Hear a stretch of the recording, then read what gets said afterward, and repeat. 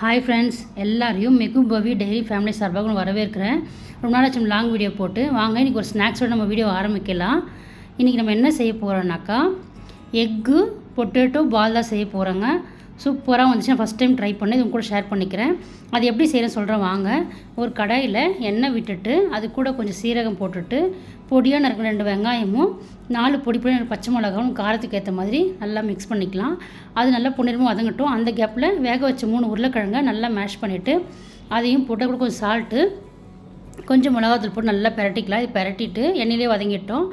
அப்போ நம்ம 2 முட்டையை வேக வச்சு இல்லையா உருளைக்கிழங்கு கூட அந்த முட்டையை பாதியாக கட் பண்ணிட்டு கொஞ்சமாக சால்ட்டும் கொஞ்சம் பெப்பர் தூளும் போட்டு நல்லா ஊற வச்சுக்கலாம்.